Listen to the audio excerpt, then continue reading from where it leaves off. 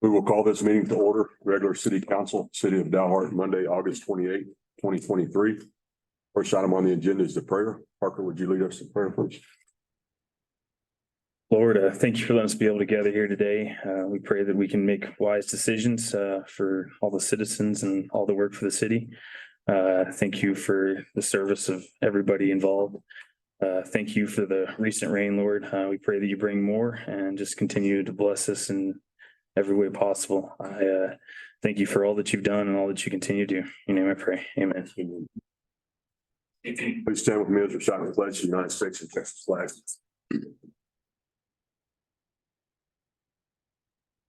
Pledge allegiance to the flag of the United States of America and to the republic for which it stands, one nation, under God, indivisible, with liberty and justice for all. Honor the flag.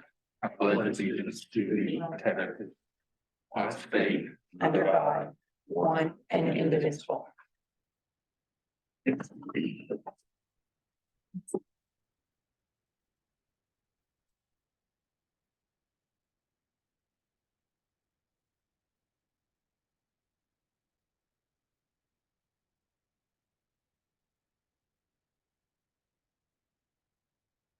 Item number one, public comments. Dean, Public hearing. say again, It's the public. public hearing. It's, Does it matter which one we do first? yes, because it's time. Give us just a minute, Gene. We're going to do the public hearing first. That's for the, that's the part on the public hearing. Okay. So, yeah. We will conduct a public hearing on the 2023-2024 fiscal year proposed tax rate. The new tax rate will effectively be raised by 1.95%. And will raise taxes for maintenance and operations on a $100,000 home by approximately $7.54. I'll entertain a motion to open the public hearing on the fiscal year 2023-2024 proposed tax rate. So moved. Second. All in favor? Any opposed?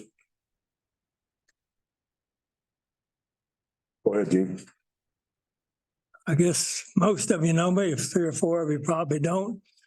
And Mayor, you probably don't know, but your dad sat right there when I was mayor for 16 years. Yes, sir. So I got 2 comments. One mainland, and the second one is driving in here. Who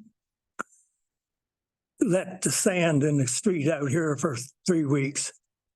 In a state highway, how can you cops let that? We can't engage with you, Gene, but we'll take, so we can't engage with you, but we'll be glad to take your comments.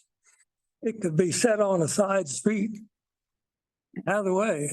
Yes, sir. Why it was sitting in the middle of the main highway, I came by, I saw 2 trucks the other day, one of them had to slam on the brakes, so they had to get over, he didn't see it in time. Comment. Main thing. Today, I went down to the park. When was the last time any of you were down in the park?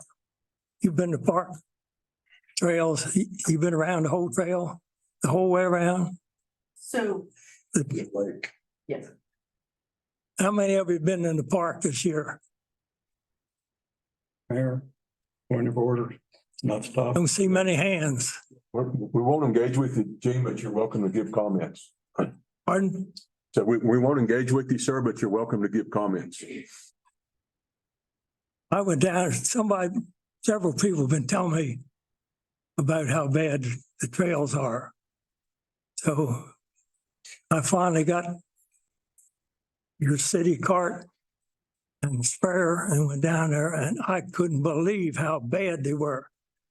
They finally mowed them a little while, but the weeds are terrible. They're growing up in the middle of it. That thing cost us $400,000 grant from the state, and we're letting it go to hell.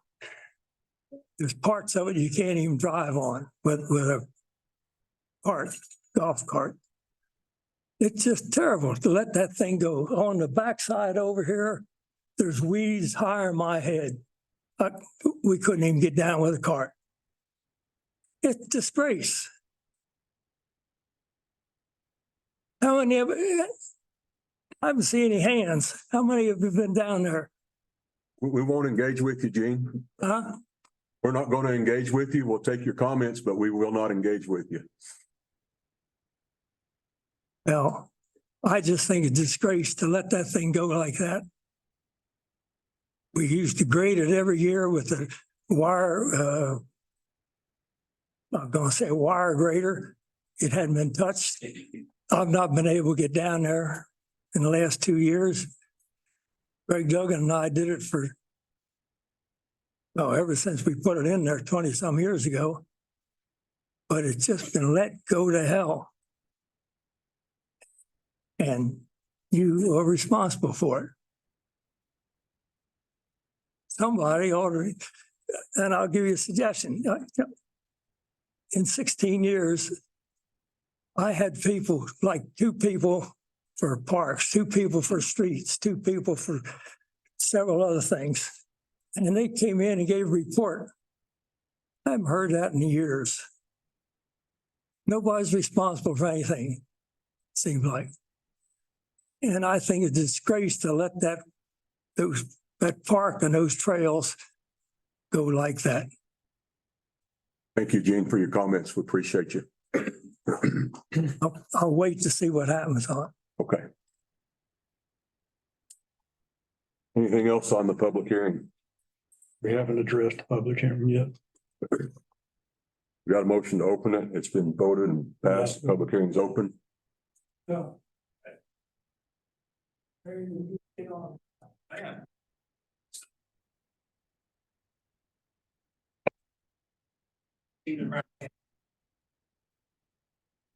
We need a motion to close it, or? I passed. Make a motion to close public hearing. 6:07. Does anybody have a comment about the property tax? Our comments. If you want to come out.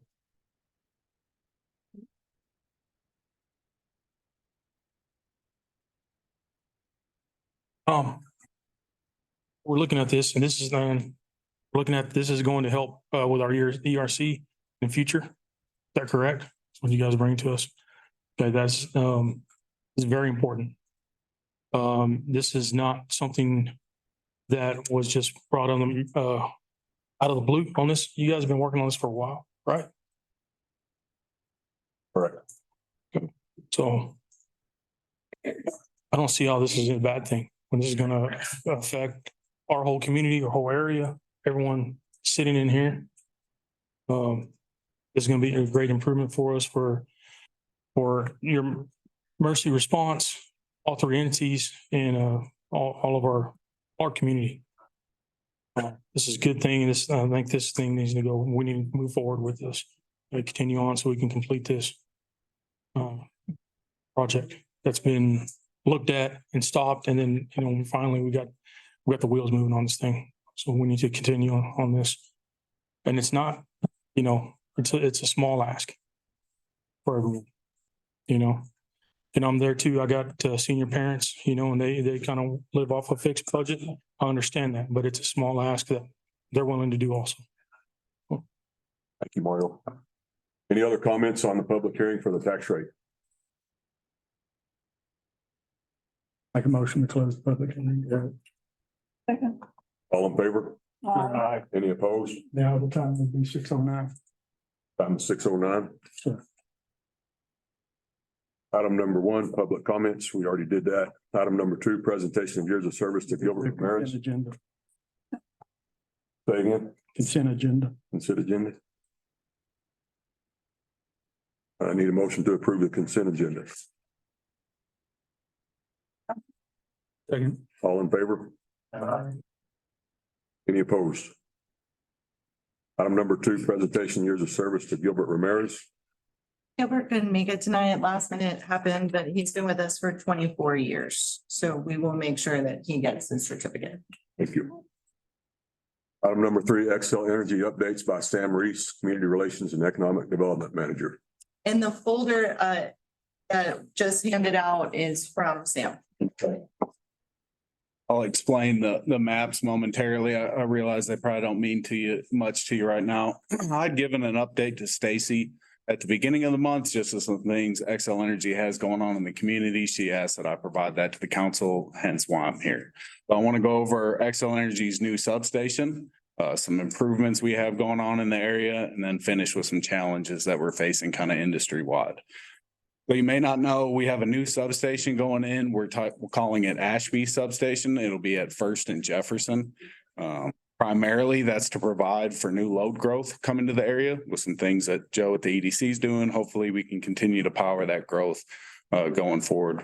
More importantly to me, redundancy. So currently, Dalhart is fed off of one substation. So when we lose power to that substation, it's hard for us to switch and get customers back on. This will provide for us to minimize the outage as much as we can to fix whatever damage we're out there fixing. Just for reference for the council, a similar substation in Dumas went in. It cost around 12 million. So this will be about similar. Some work, the handout. It's got some highlighted. These are our circuits in the town of Dalhart. Each one of these highlighted lines will have new wire pulled in, bigger wire. Poles will be changed, switches will be installed, improvements will be made just to tie the two substations. So you'll see a lot of us around in 23 and then beginning in 24 to finish that work. That substation is scheduled to be in service December of 23. So right now we're on schedule to get that in service. The second handout, you'll see some boxes highlighted. That's in your downtown area, pretty much where we are now with City Hall currently. In 2023, and it may go into 2024, we're going to start converting that. So currently it's 2,400 volts that feed this, and we're going to move that to what the rest of the town is, which is 12,500. It's just old technology feeding what's downtown. So we're pulling in new wire, bringing it up to standard. What we currently serve the rest of the panhandle with gives us more availability to fix things if things go bad and things of that nature. So it's just something that needs to be done. You'll see a box around what I'll call the north neighborhood here in town. That is scheduled to be converted in 2024 also, but that is dependent on transformer availability. Which leads me to my next point, which is kind of some of the industry challenges that XL Energy is facing and really the electrical industry across the nation, which is transformer availability. So we've been ever since COVID dealing with supply chain constraints, but it's getting worse. The transformer that we're putting in our new substation, Ashby, and the components that kind of feed that, right now, those lead times are 3 years. So we're just getting big lead times. The transformers that feed like City Hall here, we're starting to see that impact as well. Not impacting customers here currently, but it's getting to where it's to be of a concern to us. So some of the things we're doing as a company to mitigate that is we've gotten 2 overseas contracts to get transformers. We never went outside of the US before, but we just have to try to fulfill the needs that we have. We're pulling down old transformers and rebuilding them, as well as increasing our stocking points. And, just with the city and the EDC working with Joe, just the sooner anyone knows about big projects coming to town, get them with us so that we can get that in, get those orders in to mitigate those challenges that we're facing. That's really all I had to provide. I'll answer any questions. If it's not, that's it.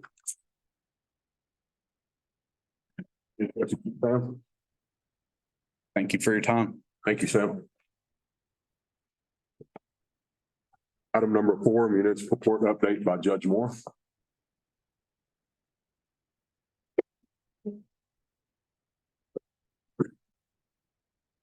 Good evening to you, city councilmen and women. So I've been in the court since June the 12th.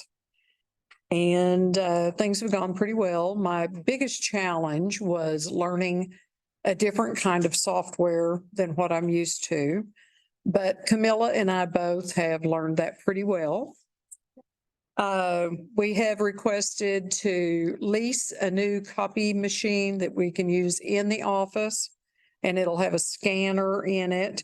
I am meeting with the girl from SPC tomorrow. She's come within $5 of the other bid, and so I feel like we've come to an agreement on that. So I'll get with her tomorrow. We've had one jury trial. And I would have to say, of being a judge 8.5 years, this was my very first experience with a jury trial. And I thought it went very well. It went very smoothly. He was found guilty, but he has appealed that to Dalhart County Court. The last report I have of active cases in traffic is that there were 1,036 active cases. Of those, we have 17 defendants on deferred. We have 23 defendants doing defensive driving. We have 27 defendants on payment plans. There are 162 warrants were issued since January 1st.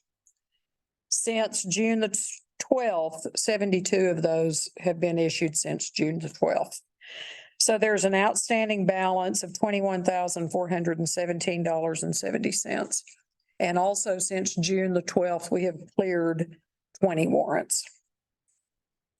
So this is the first time I've ever been asked to do a report of any kind from the court to anybody. I'm really not sure what y'all are looking for or what information that you are wanting, but I'm happy to communicate with the council anytime on what's going on in the court.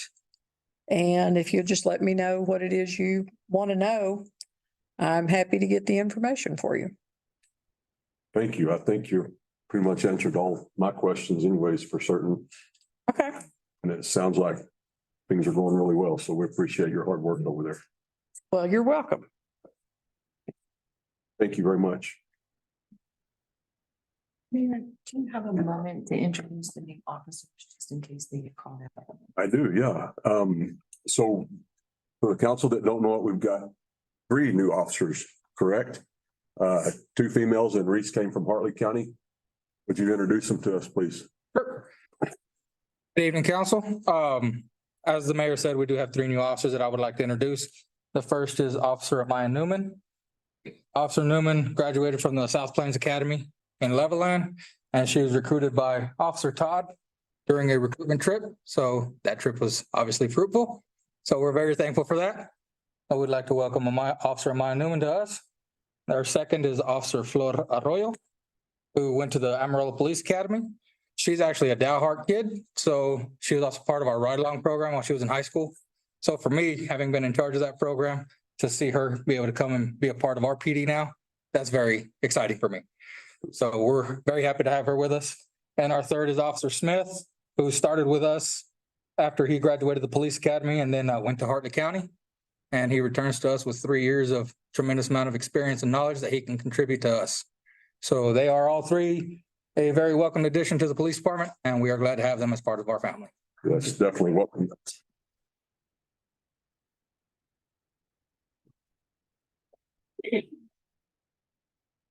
Item number 5, review and or act upon the draft lease agreement for utilization of the archery range.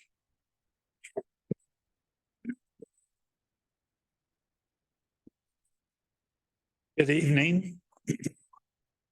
As you can see on your agenda, the current thing to talk about is review and act upon draft lease agreement for utilization of the archery range. I'm sure you probably remember that some of the people that were using the archery range are not going to do that anymore, and they wanted us to come back to them with some ideas, and that's what I've tried to put together. If you have any questions, obviously ask me those and as we go through them, and we'll see if we can get this all handled. First of all, we need to talk about where the range is. I've come across a legal description of where I think the range is. It's a little over 4 acres. And we'll get that to each of you so that you can look at it as far as where it's located. I want you to think about possible insurance and the cost of insurance and what it may be as far as what we want to do in the future. Who has access? Should everybody have access? Should just some people have access? Should there be requirements before certain people can use the archery range, those types of things? Also, the charge, what do we want to charge somebody for using our archery range? Nothing, something, in between, whatever. What are your thoughts about this time? And I've talked a little bit about the size. I do have some things that I can provide to you. Diamond has provided us an example of what and how they use things, and I can get that out to everybody.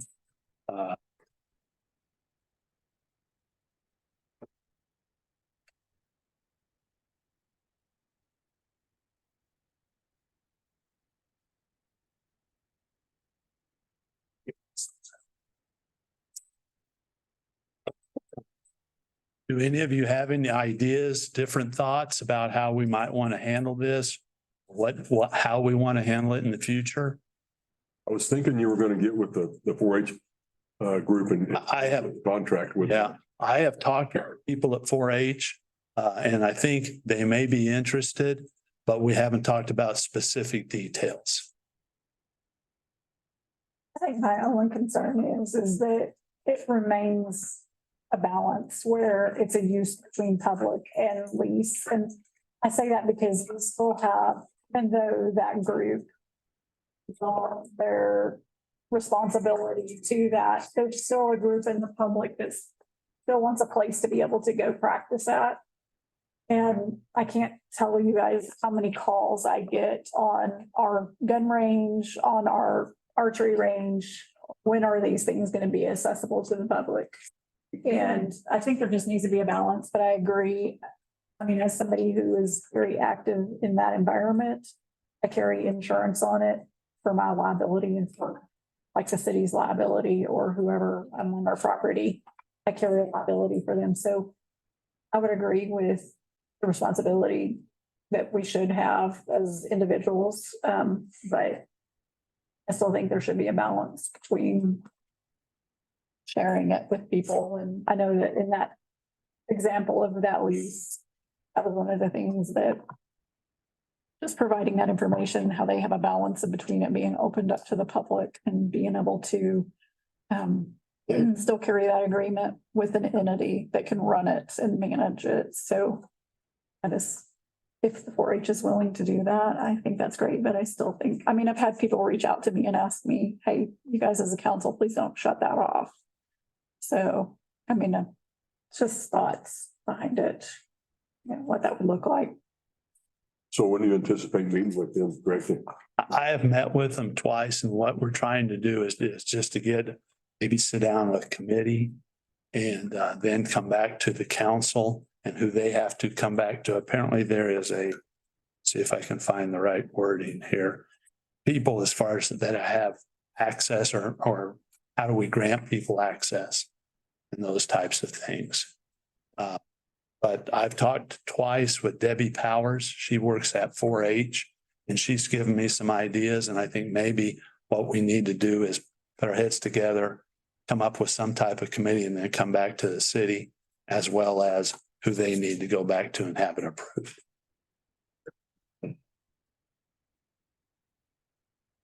My biggest question is maintenance, responsibility of maintenance. It certainly is some, if not, the most. It is one of the big ones. I have not checked. I do think we'll want to check and see from an insurance standpoint what this might be, what we have to think about. And, as far as 4-H being part of what we do, or do we want them totally separated from what we do and that type of thing. They talked about that they use the Coliseum now, correct? Yeah, the bull barn, I think they use. So Yes. you have insurance with them through that, correct? Yes. So I mean, we'd just be looking at a broader scale. Because that's confined, that's more confined, but this would be 4 acres, correct? Yeah, I think it's 4.19 or something like that acres. Yes.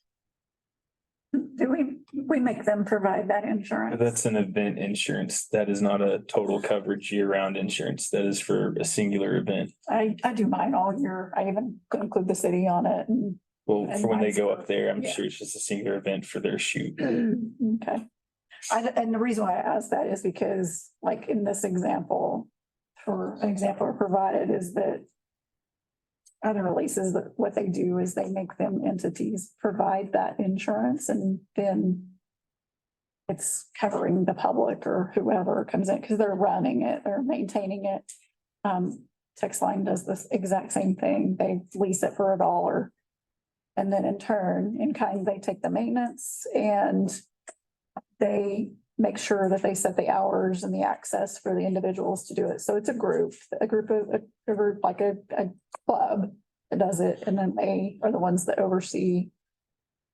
Certainly there's preference in some of these locations on these leases, like law enforcement preference. And then up there, like club members as well. So if they're going to host an event, it has to be organized and on a calendar. But other than that, I mean, they control, like they take care of it. So. Just for the council's information, back when we had range rules and regulations enforced out there, there was a charge of $10 per person per day. Don't know if that's something you would be interested in keeping there at that amount, or is that something that we need to increase?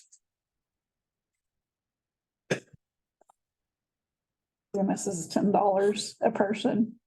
So, I mean, that's just a good example of, like, if you're trying to be competitive, some of these locations are just very well versed. You need to be developing an operational plan or something like that. We're going to have all this criteria and the responsibility of the parties involved on each part of that. I mean, they had a fee, but who did they pay it to? Did they have to come get a permit? What do they have to do? I mean, Collects it. yeah.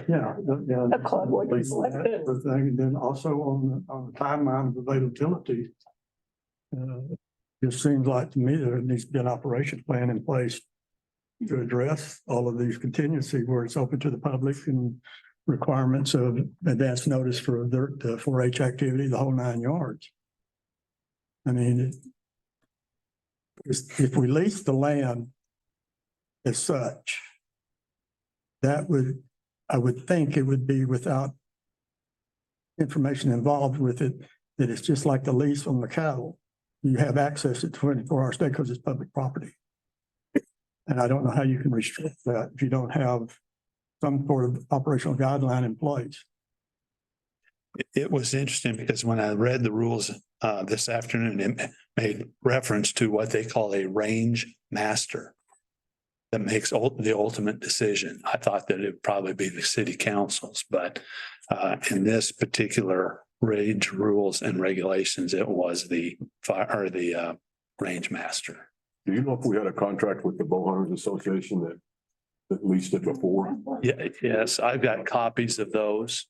Compared to. Yeah. Can we include that with the information moving forward? That. Okay. Anything else? Tom, what are you thinking? I'll try and get this out to Wendy tomorrow so she can forward it on to the different people that I think need to have this. Obviously, the council and anyone else that might show an interest. And put it back on the agenda so that we can move forward with it. All right, thank you, Greg.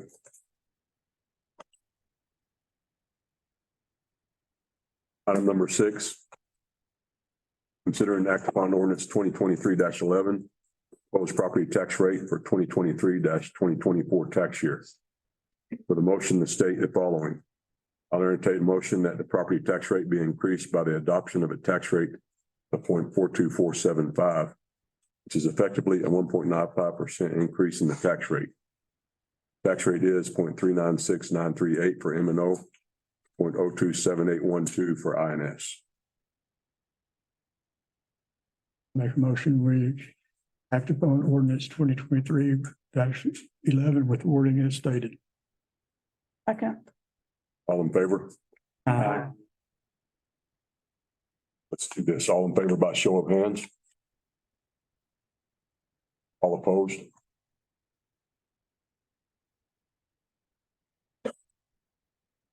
Motion carries. Item number 7. You wanna add anything on 6 before we continue, or you? I'm good, thank you. Item number 7. Second reading of fiscal year 2023-2024 City of Dalhart annual budget. We need a motion to close it? Yeah. I make a motion, we close item number 6. All in favor? Any opposed? Item number 7, second reading of fiscal year 2023-2024 City of Dalhart annual budget. And John, do you have my slides? Need to open the reading. Entertain a motion to open the reading. Second. All in favor? Any opposed?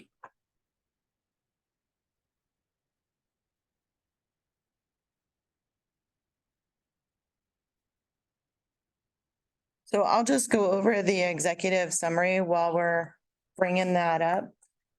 This one would be, John, it's the PowerPoint one. That's a different one. While we're bringing that up, we'll just do high level right now. So the budget that's presented and that we went over in the first reading is based off of the property tax values of 0.424750. And then what it will address is critical infrastructure needs, staff development, quality of life improvements, deferred maintenance solutions.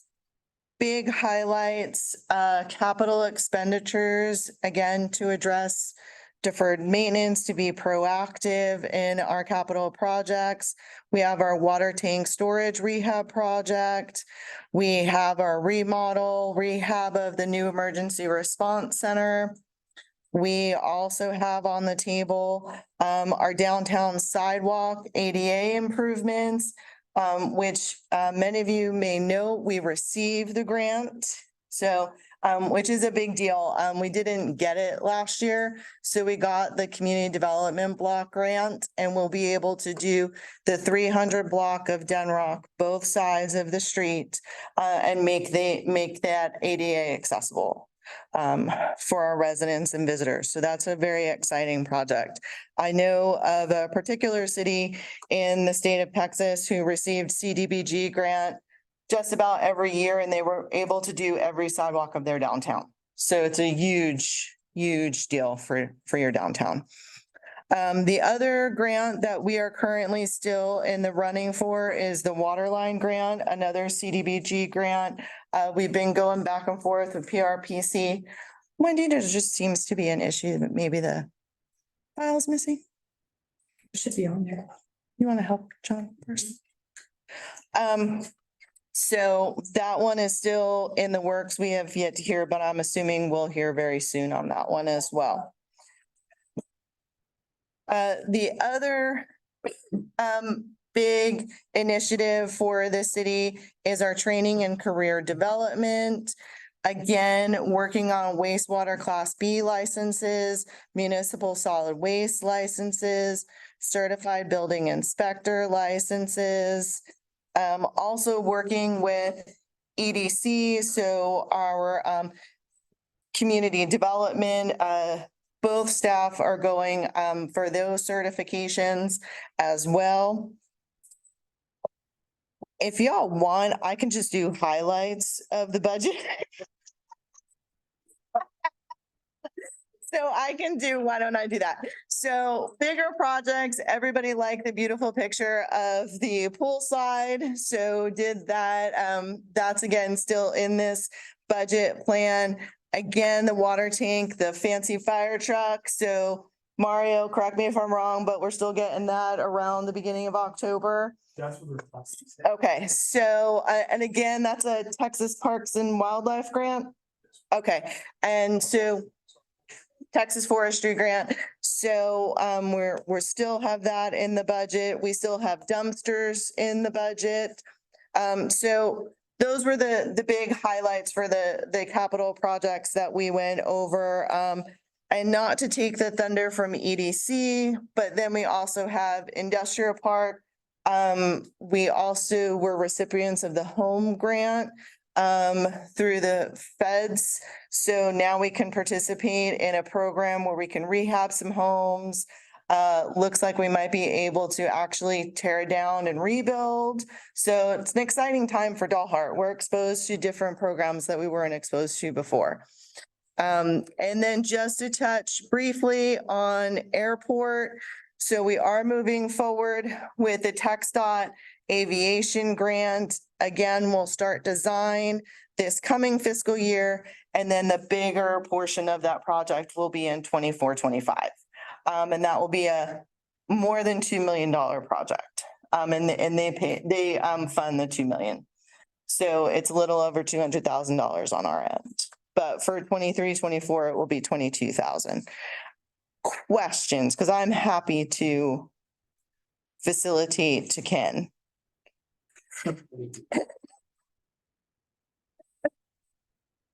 And they have your slides. So John, if you want to do Ken's slides. I know this is your highlight of the evening. Listen to all these numbers. I apologize for that for the third time. Since doing that. But let's talk a little bit about, I'm going to try to go quicker. If I'm going too quick, slow me down, ask me questions across the board. Some of the basic assumptions that we talked about before is that 23-24 staffing levels will remain the same as it is in the current year. We start this up in the 23-24, we start bond payments for the 2023 certificate of obligation that you passed last year. Insurance premiums was an increase to our costs of about 18%, around 18% increase. It also, we had to raise the employee deductible from $1,500 to $5,000, and that could be a bump to our staff if they have large medical bills next year. There is a overall average, and I say average because it will be very depending upon performance, of an increase for next year of 3.5%. And we had changed something a little different this year.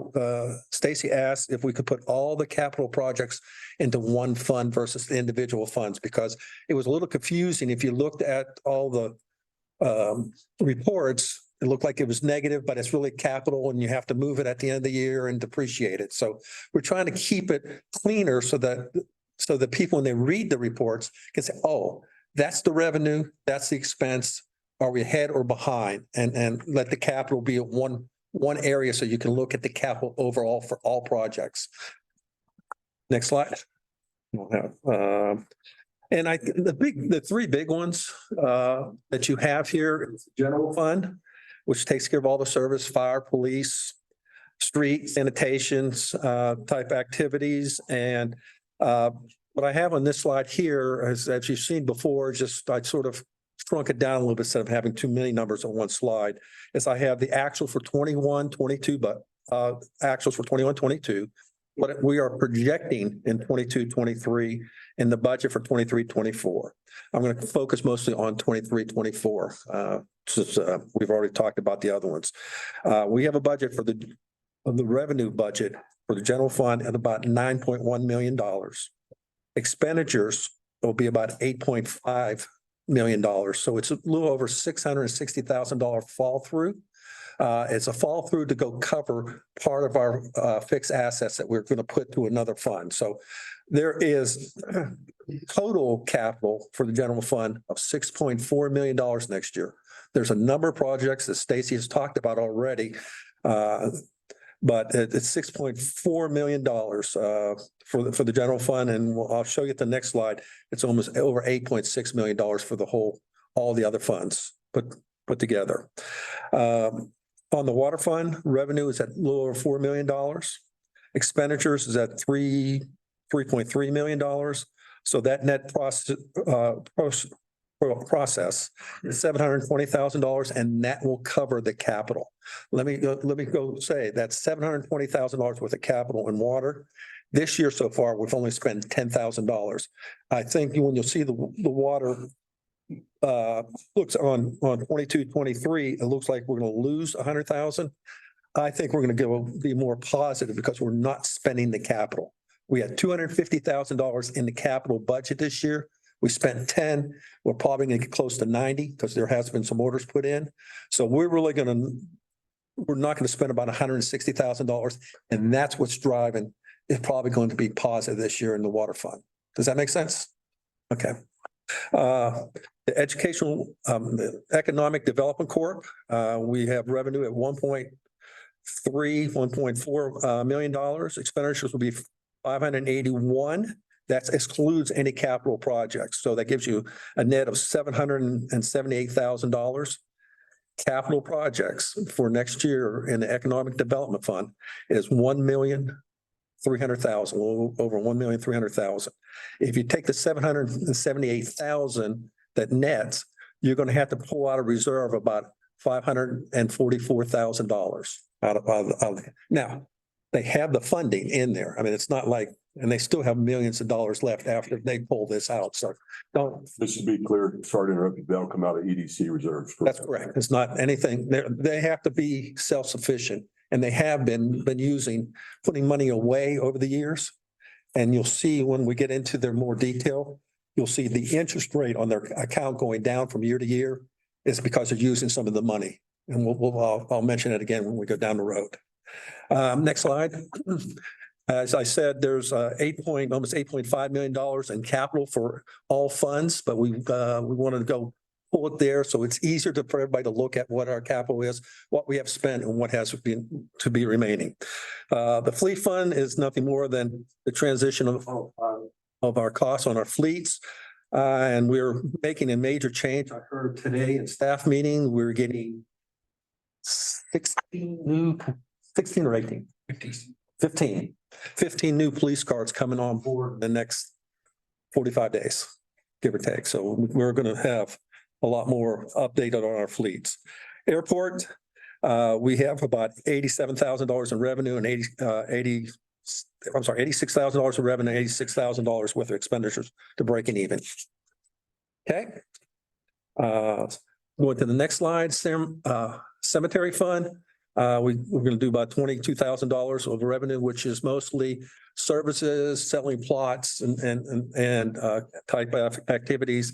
And our expenditure is going to be around $21,000. So that's going to break even also.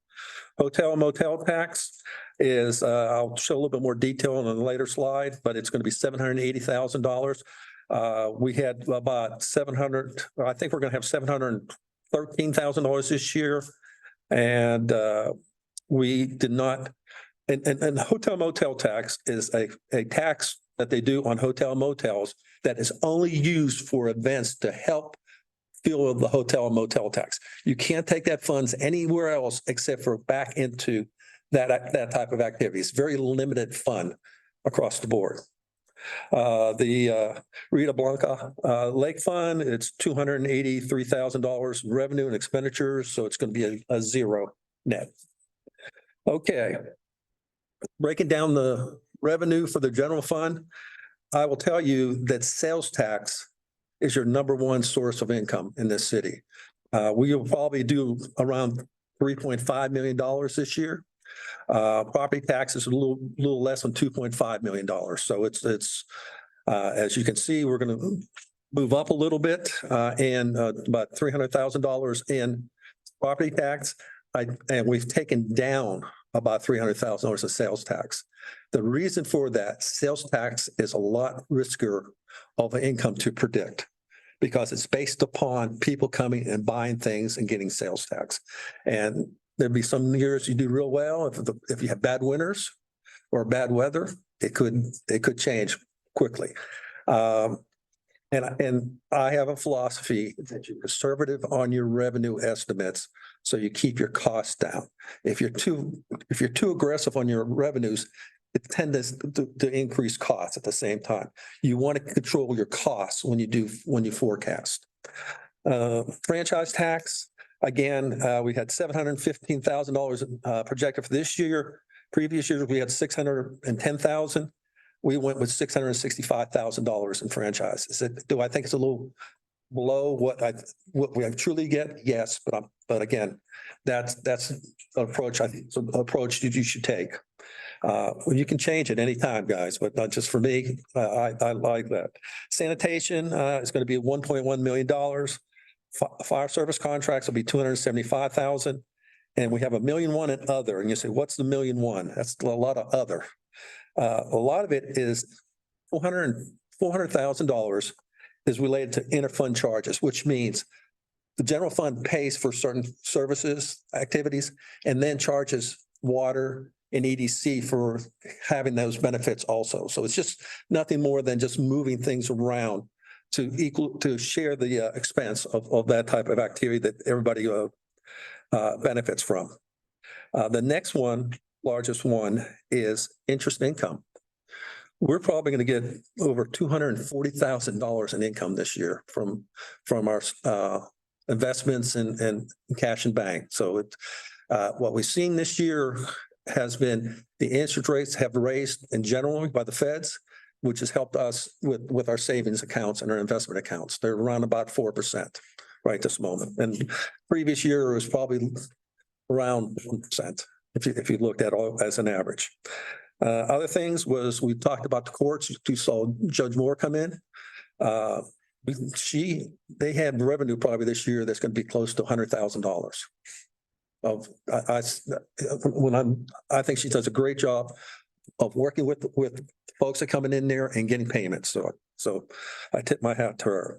Landfills, another 60,000, swimming pools, 25, cemetery services is 32, and rent leases another 20. All that stuff adds up to the $1 million. Questions on revenue? The things that you see we don't have that we've had in previous years is tech dot. We may get something depending on what the timing of the payments are, but who knows that? That could be in September we get it all, or it might fill in a little bit into October. That has always been interesting. The COVID funds, we haven't had anything for the last couple of years, and we had a sale of the property for to the EDC that was a one-time deal, and it's really not a revenue because I have to go, when I come out with it, I'm going to have to go look at a gain or loss. And that's what I'm going to be doing in September.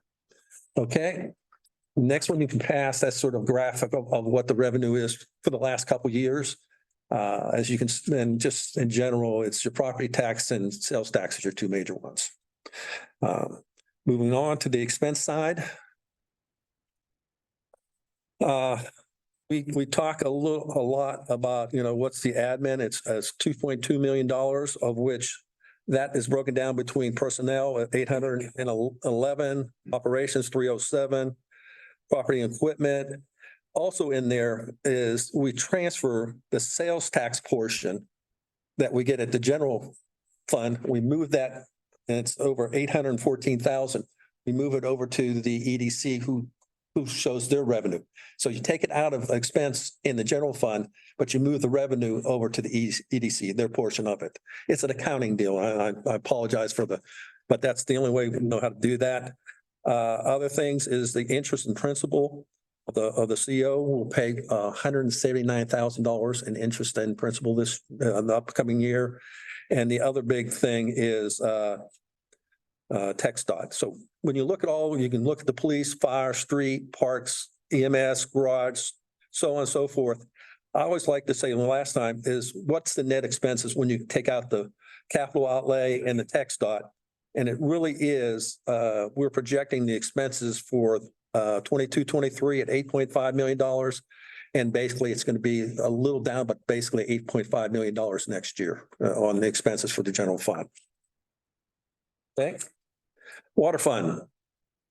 As you can see, they're broken down to three different categories, which is meter water sales, sewer sales, and other fees.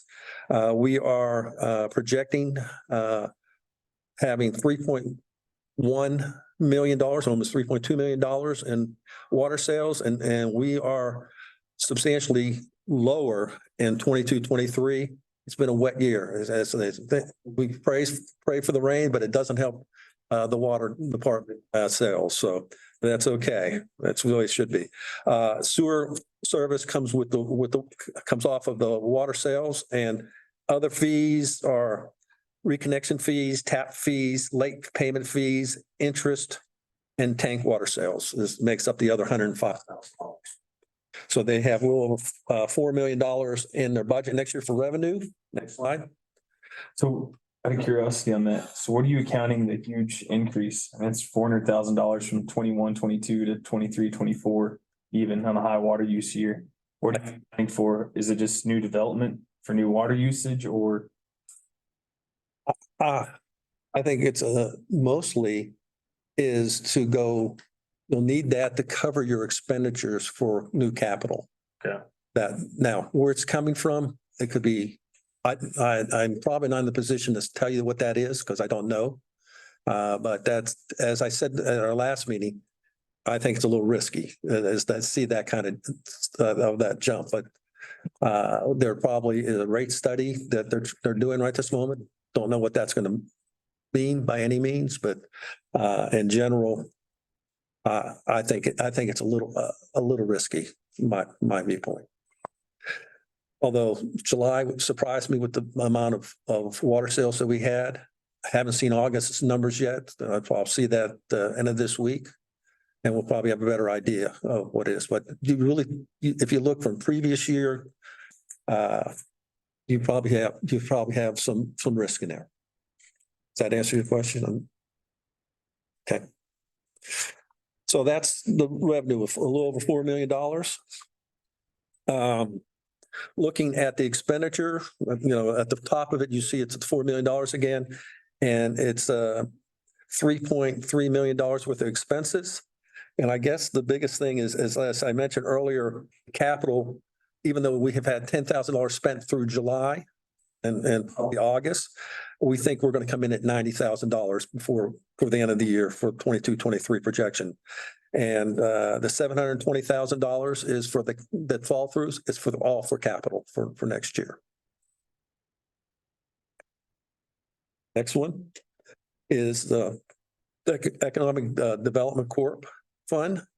Sales tax, we're going to have at $920,000. Interest income is $154,000, down from $171,000 for this year. Again, when you're using funds to go support all the capital projects, you're not going to get this much interest across the board. I don't expect the interest rates are going to jump significantly, even though the feds have talked a little bit about increasing the rates one more time.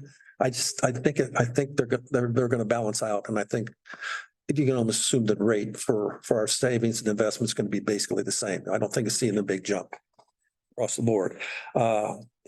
Lot sales, we have of $250,000 worth of lot sale for next year. Joe can probably talk about that more than I can on where the opportunities are. But the rent is another $24,000 that we've had in the previous years. Okay. We talked about the personnel operation miscellaneous, which is about $582,000 for the expenses. Shows that a net fall through of $766,000, but you have to go cover that capital of $1.3 million. So that gives you that you have to take out of your reserves about $556,000. Okay, go to the next one. The fund balance is $283,000. It's down a little bit, but it's mostly down because of we have an agreement with Hartley County and Delmar County for so much support of the Lake Park, and the city pays the difference when it's up or down. We're hoping that that expense will stay where it's at about $280,000. So the city's portion will go down a little bit. Everything else is pretty much the same some up, some down, but basically it's flat for the year. Next one, the airport. Again, looks, you look at the revenue in the airport 22, 23. It's a little bit one time, there was a land sale to the Economic Development Corporation for $100,000. That's why it was $191,000 of revenue. And that comes from fuel fees, rental and other small miscellaneous activities.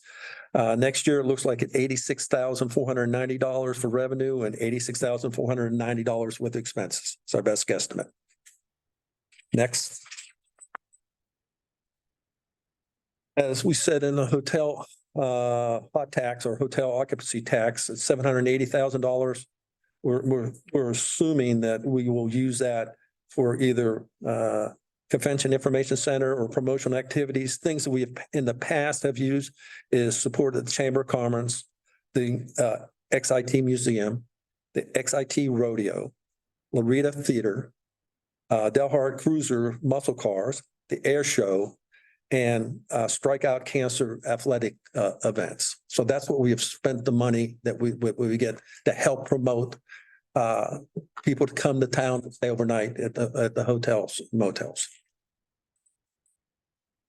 That's it.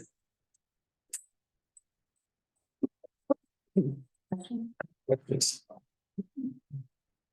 I know you're probably tired of hearing it, but that's hopefully it's the last time.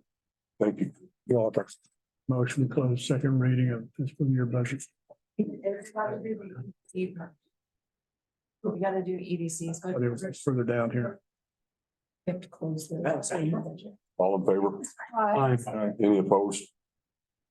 Item number 8, conduct the second reading of Dalhart Economic Development Corporation 2023 There you are.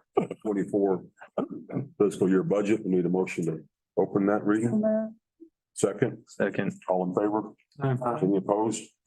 Nope. Okay, so it's kind of hard to follow Ken. He goes in a whole lot more detail sometimes, so we'll make it quick and short. See if I'm doing this right. So basically, that is our budget that's broken down in a little more details. Showing you our revenues, of 1.3 operational and then our miscellaneous expenses, which is the most. Revenue breaks down, of course, sales tax is the highest income. And then we're looking at our hangar lease, some interest, then some sale of some property and so forth that we're hoping to accomplish. Expenses break down into personal operating and then miscellaneous being the largest. And this is for basically our projects fall into. So if you turn around and look at our miscellaneous expense, you see some of them there and break down, but then it breaks down into basically our 5 major projects. And these 5 major projects are what we're going to be working on this for the next year the most. If you step back and look at them and you see, which ones they are. Business expansion, this is trying to draw more business here into town. As we do some incentive things with that. Property improvements, this property improvements will fall into different areas and different categories as we're trying to make improvements to different property around that we have. Our industrial park projects, planning and engineering is basically an overall. All of these projects may require some planning and engineering, so we need to address that issue so we have the funds kind of set aside for it.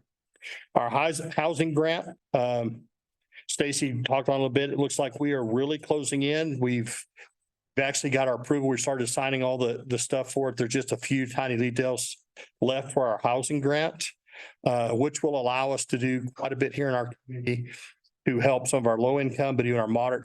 But hopefully we'll use it to clean up some of the poor parts of town and make some houses available for people in those areas, and to refurbish some houses that people are living in and bring them up to a little bit more to code and so forth. And then we're looking at a residential neighborhood development where we're going to take our 33 acres and try to develop some, market it out and develop it to developers to bring in a housing project. So that's a very quick review of it. I think y'all have seen it before. Ken talked in on a lot of it, so did Stacy. We just needed to present it to you. Do you have any questions?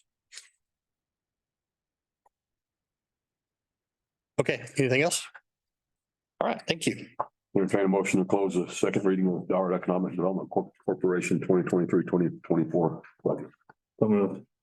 Second. All in favor? Any opposed?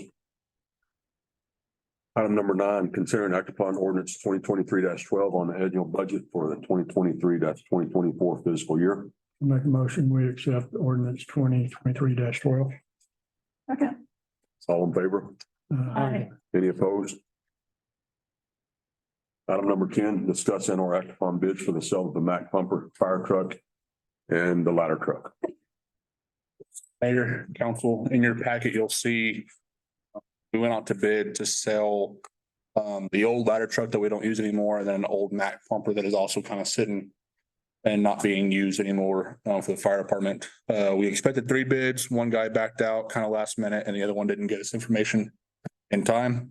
City of Stratford was our highest bid at $35,001 for both the trucks. Recommendation, we take accept that offer. Make a motion, we accept the bid in Stratford. All in favor? Any opposed? Item number 11, discuss and or act upon roll call and procedures for recording votes. I'm all about the roll call.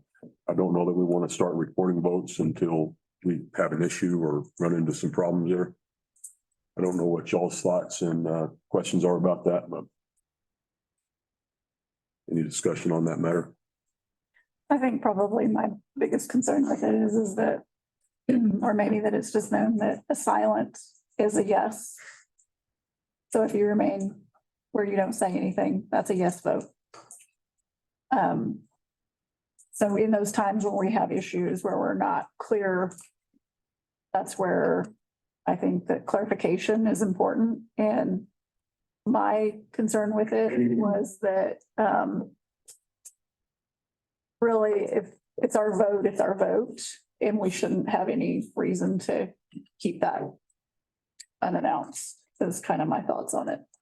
So whether it's called out or whether it's silent. Get Ginger to explain, if I may, Mayor, what a nonverbal vote.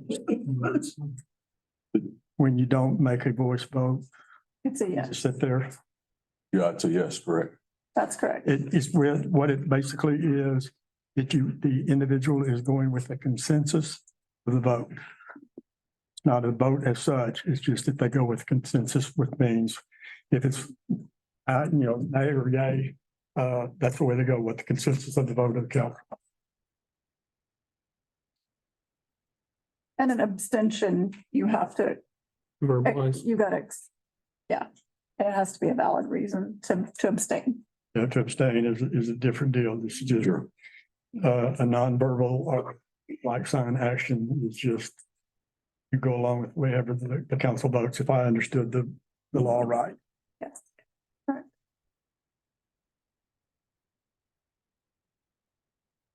Any other discussion? So I would be kind of like on page with you, if it is a critical by your decision vote, that you would call for a roll or something like that. That's where I'm at on it. I think if y'all feel differently, let me know, but.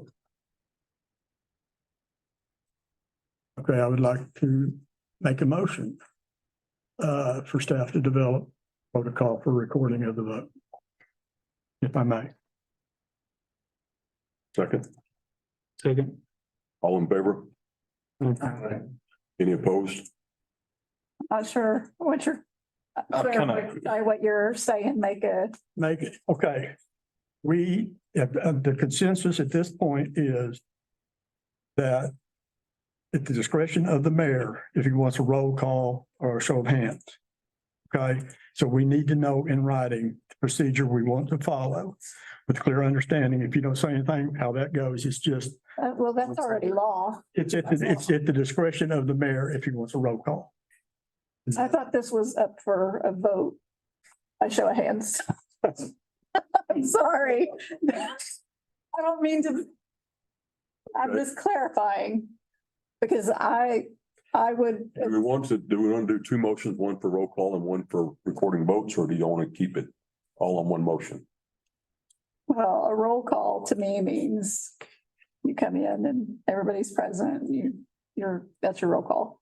A vote of what your vote is, yes or no, is going through Michelle, Dwayne, or no. It'd be a roll call vote, wouldn't it? So you can do roll call and you can do a roll call vote. So.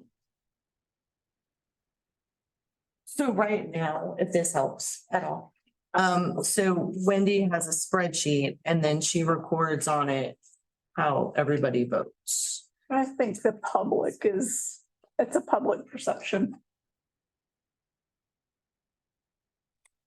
So it depends on how you all would like to. If you want to do roll call in the beginning, how some cities do it is in the very, very beginning. Like we would say, Michelle, and she would say here, and then we would go down the next, and then it's just a verbal here. So that's how other cities do it if you want to adopt that. And then again, however you want it, Mayor, if you'd like to go and suggest you keep the way it is. And then if a vote is maybe we didn't hear, or maybe we didn't see exactly who voted which way, we could question it to you and you could call or show of hands or if you wanted to do it where you had a show of hands or a call with each vote. Is that the two?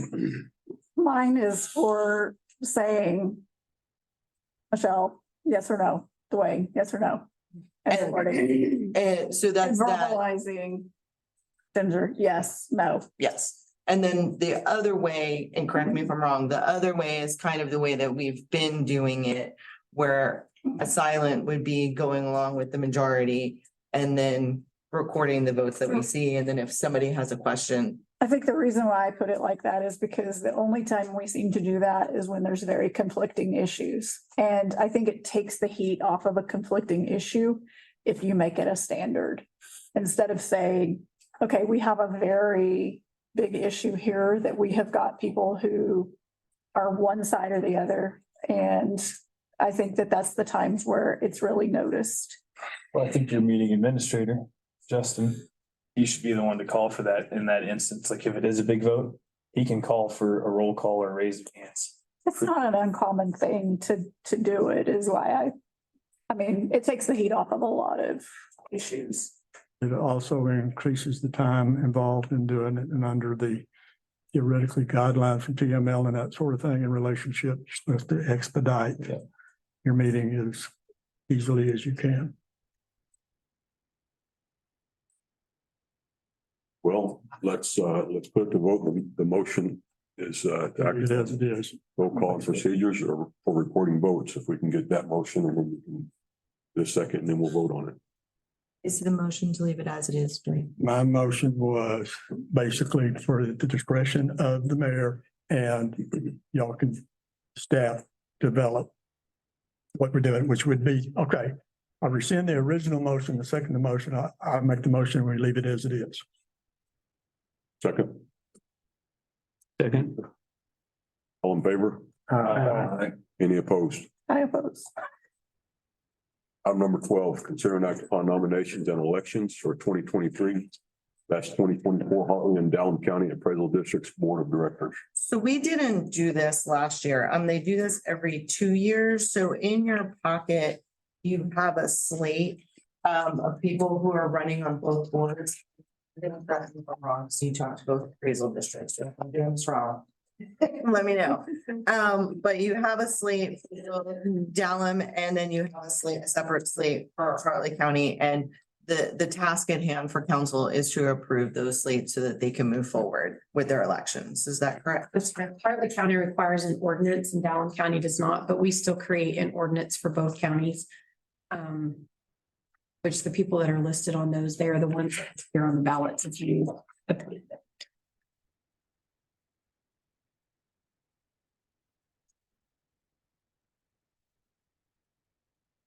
I can help if there's names or anything that you need me to read, or if you're okay with the paperwork.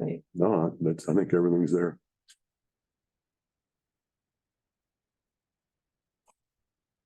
Make a motion that we approve the list of applicants to the Dalhart County Central District. Second. All in favor? Any opposed? Item number 13, discussion of future agenda items for city council.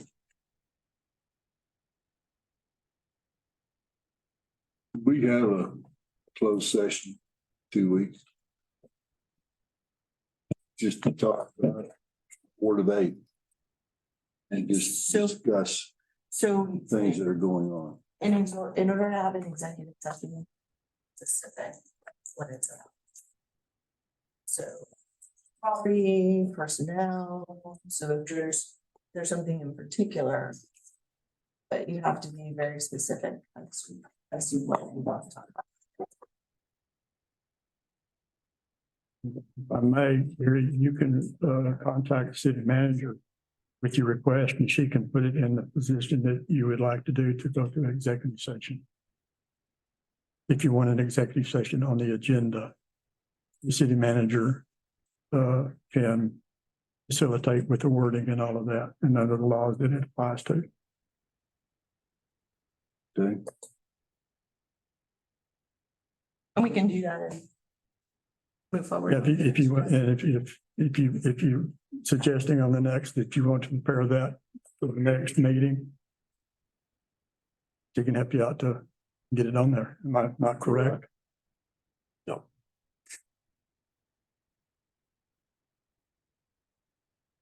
The other future agenda items. Item number 14, comments from city manager and department heads. Maria, do you have anything? We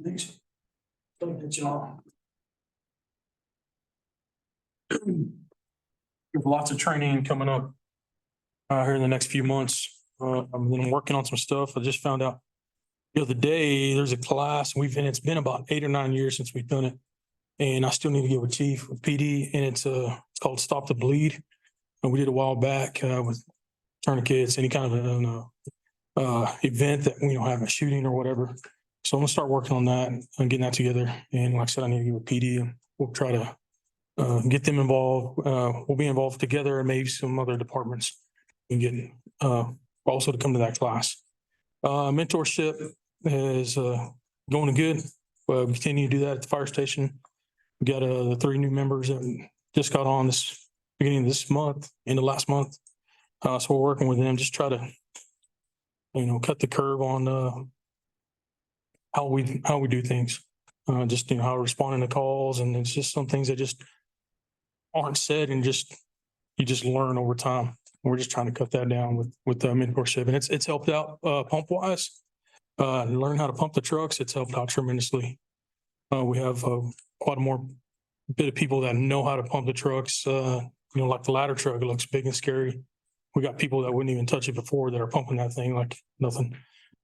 The ladder race things that we've done for baseball and different events has helped out. That's a process, putting that ladder up. And we got same thing, folks that wouldn't want to touch it before are doing it now.